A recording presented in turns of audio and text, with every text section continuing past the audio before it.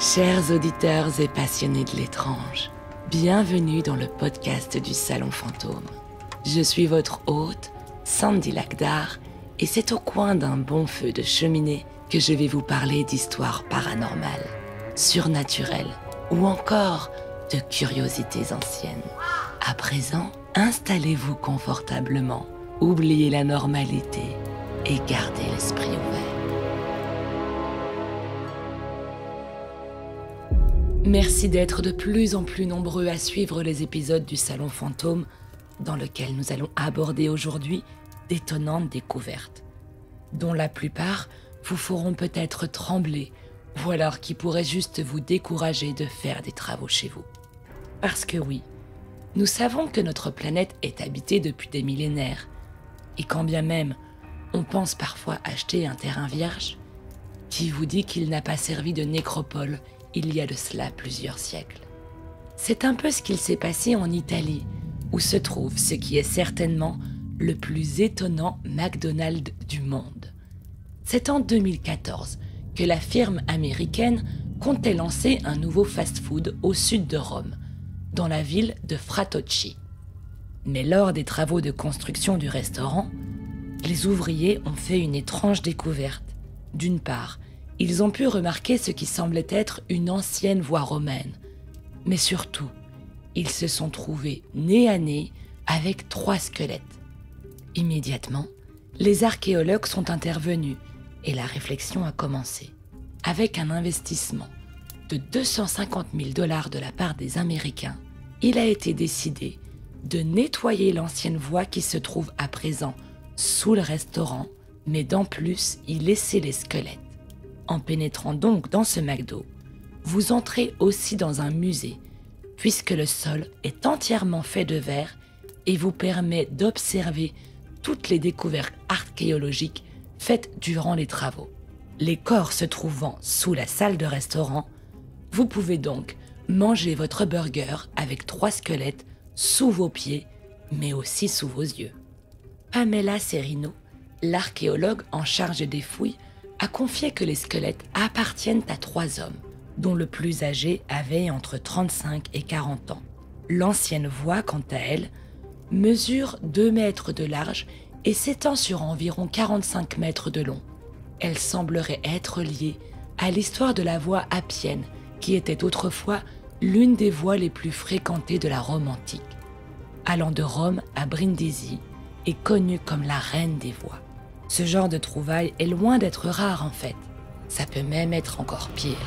Comme cet homme de Corbeil-Essonnes qui s'est retrouvé avec plusieurs dizaines de squelettes dans sa cave. Tout est parti par une simple envie de faire des travaux dans le sous-sol de sa maison en début d'année 2024. Mais très rapidement, le propriétaire s'est retrouvé face à un squelette. Voulant faire les choses correctement, il a immédiatement appelé les bonnes personnes pour qu'elles puissent prendre le relais.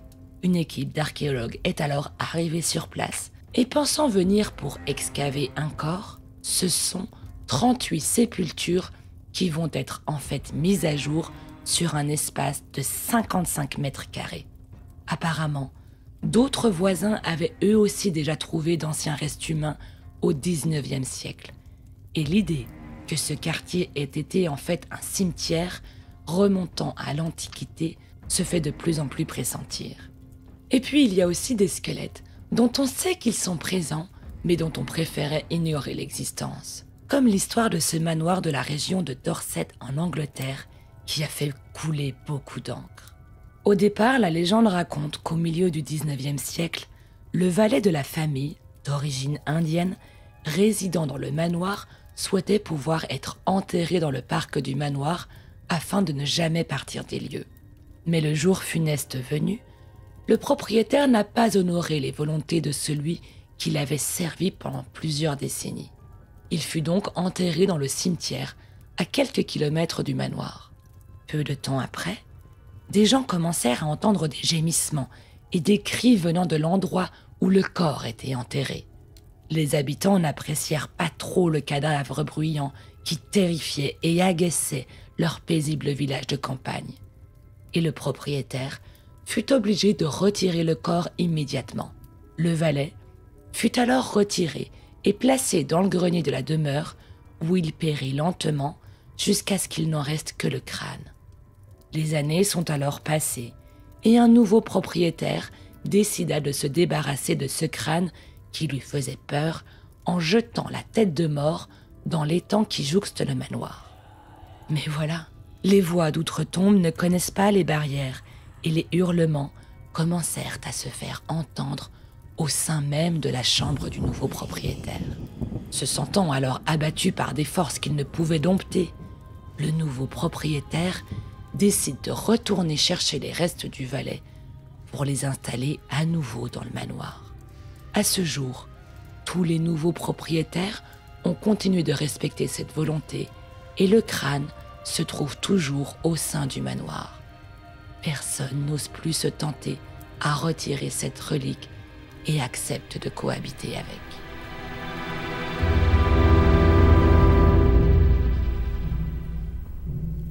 Enfin, je terminerai cet épisode par une histoire qui elle aussi prend place en Angleterre et qui m'a fascinée dès l'instant où j'en ai eu vent. Tout commence en 2004, lorsqu'une jeune femme du nom de Philippa Langley, qui travaille alors dans la publicité, se met en tête de faire un film sur Richard III. Richard III, c'est un roi anglais du XVe siècle, dont les livres d'histoire en parlent comme un roi machiavélique et sans cœur. Il aurait d'ailleurs même tué de ses mains 2 de ses neveux dans les fameuses tours de Londres. Après le décès de Richard III, ses cendres ont été versées dans la rivière de Soar, à Leicester. Un panneau narrant l'histoire des derniers jours du roi est même disposé là où sont censées être les cendres. Aussi, lorsque Philippa décide de se plonger dans les archives britanniques pour écrire son film, elle commence à se poser de plus en plus de questions sur ce que l'histoire raconte. Elle n'est d'ailleurs pas la seule à s'interroger sur la véracité de ce qui est dit sur Richard III. Certains racontent même qu'il n'aurait jamais été brûlé, mais qu'en fait, son corps est enterré à Leicester, lieu où une terrible bataille s'est déroulée avec notamment Richard III dans les combattants. Pour tenter de dénouer le vrai du faux et s'immerger encore plus dans la vie du roi, elle décide de se rendre sur certains lieux clés, dont Leicester. Mais une fois sur place, rien ne l'interpelle et elle commence finalement à repartir bredouille en direction de sa voiture. C'est alors qu'elle voit au loin un parking. Un lieu on ne peut plus anodin, tout fait de bitume. Mais bizarrement, cela va envahir Philippa d'une très grande émotion.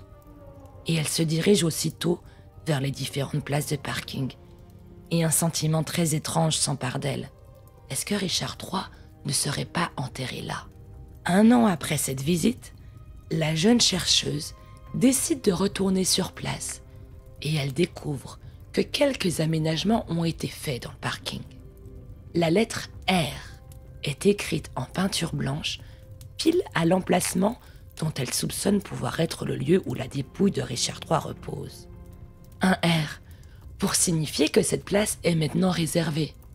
Mais pour Philippa, c'est le R de Richard et le dernier coup de pouce qui lui manquait pour lui donner des ailes.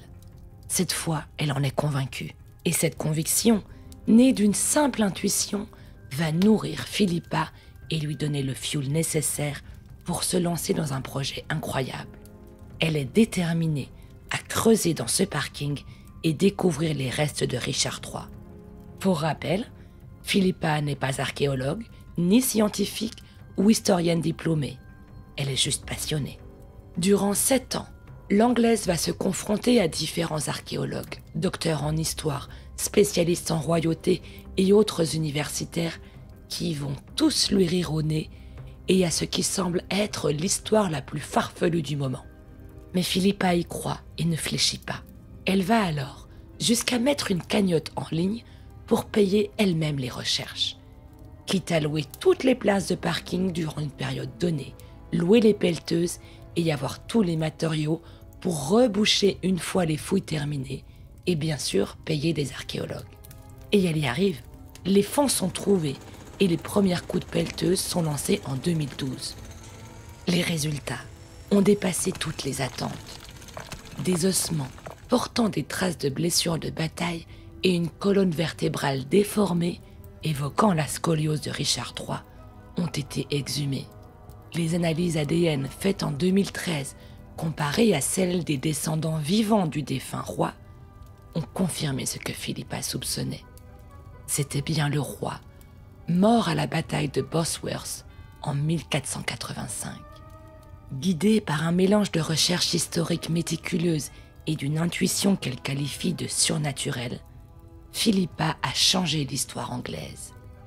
De sa passion pour le monarque controversé, dont les récits traditionnels peignaient le dernier Plantagenet comme un usurpateur monstrueux, c'est devenu une quête presque spirituelle qui l'a menée jusqu'à un parking à Leicester, un lieu improbable pour abriter les restes d'un roi. En 2015, les restes du roi britannique ont été inhumés dans la cathédrale Saint-Martin de Leicester en mars 2015. Philippa reçut la même année la décoration du membre de l'ordre de l'Empire britannique. À mon sens, cette histoire va au-delà de simples découvertes scientifiques. L'affaire Langley nous interpelle sur les frontières floues entre intuition, foi et fait. Était-ce un coup de chance ou un exemple de ce que l'on pourrait appeler une connexion énergétique avec le passé? Philippa elle-même évoque des sensations inexplicables lors de sa quête, une certitude viscérale qui défie la logique. Richard III, figure tragique et complexe, semblait attendre qu'on le redécouvre comme un dernier acte de réhabilitation. Un long métrage du nom de The Lost King, c'est-à-dire le roi perdu, qui raconte ce récit, est sorti en 2023. Et je vous invite à le découvrir si vous voulez mieux comprendre ce cheminement incroyable. Cette histoire, à mi-chemin entre archéologie, mystère et quête personnelle, nous rappelle que l'histoire avec un grand H n'est jamais figée. Parfois, elle attend simplement le bon détective ou la bonne âme pour dévoiler ses secrets. Une manière aussi de conclure cet épisode pour vous rappeler que tout est possible, qu'il faut juste s'écouter et ouvrir les bras à l'inconnu.